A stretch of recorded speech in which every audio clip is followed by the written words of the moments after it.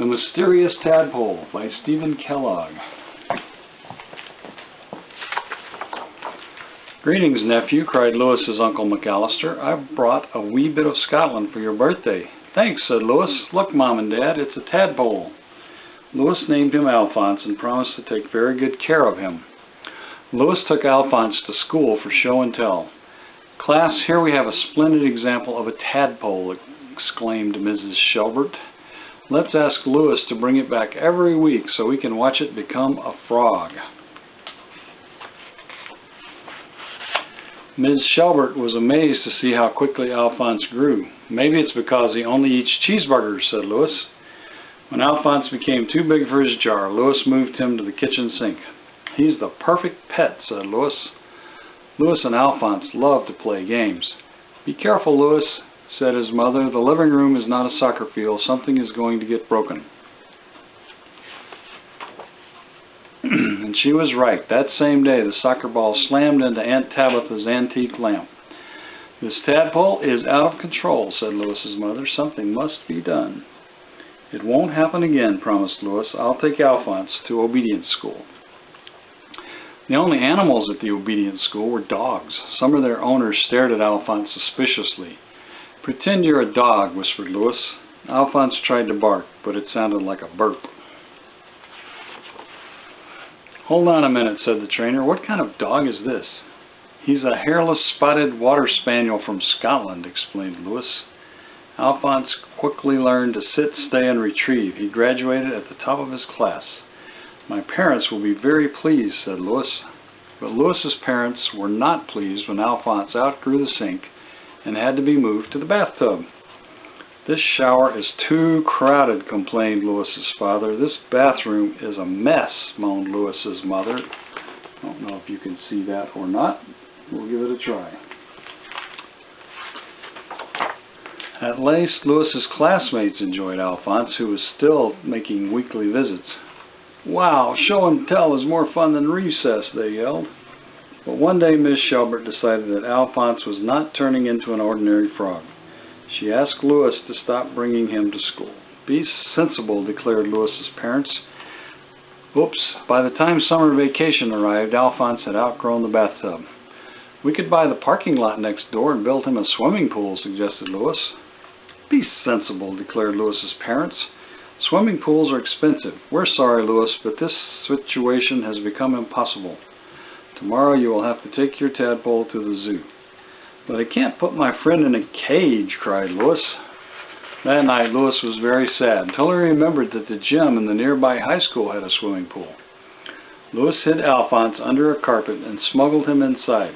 Nobody uses this place during the summer, whispered Lewis. You'll be safe here.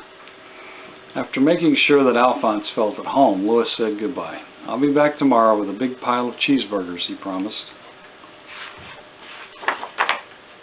Lewis came every afternoon to play with Alphonse. In the mornings, he earned the money for the cheeseburgers by delivering newspapers.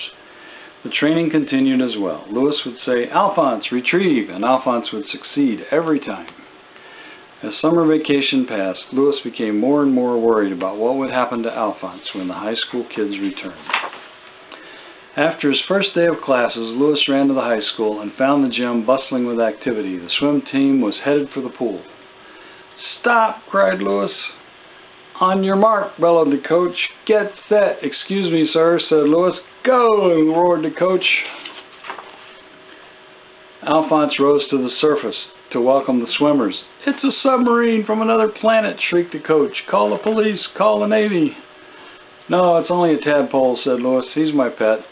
The coach was upset and confused. You have until tomorrow, he cried, to get that creature out of the pool. Lewis telephoned his friend, Ms. Severs, the librarian, and asked for her help. I'll be right there, she said.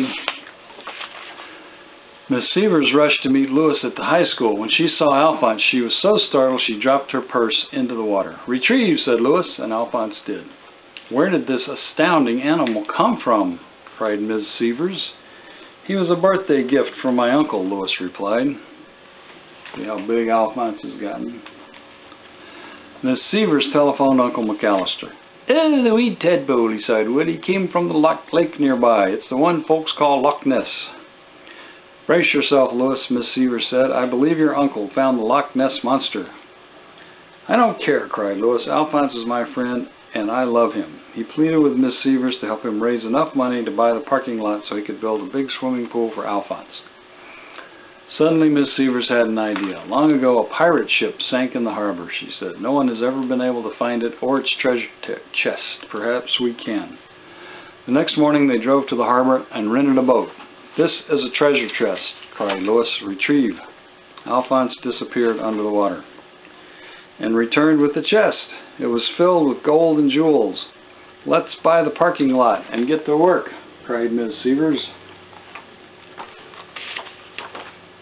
Louis's parents were shocked to see a construction crew in the parking lot. Louis, they cried, what in the world is going on here? Alphonse found a pirate treasure ship, explained Louis, and we used part of our gold to buy you this present. Louis's parents were shocked once again. Tickets for a vacation cruise to Hawaii, they gasped. And, said Louis, you don't have to worry about us because Granny has agreed to babysit. They hugged Louis. They kissed Alphonse. How soon can we leave? They cried. Immediately, said Louis. By the time Louis's parents returned, the swimming pool was being enjoyed by everyone in the city.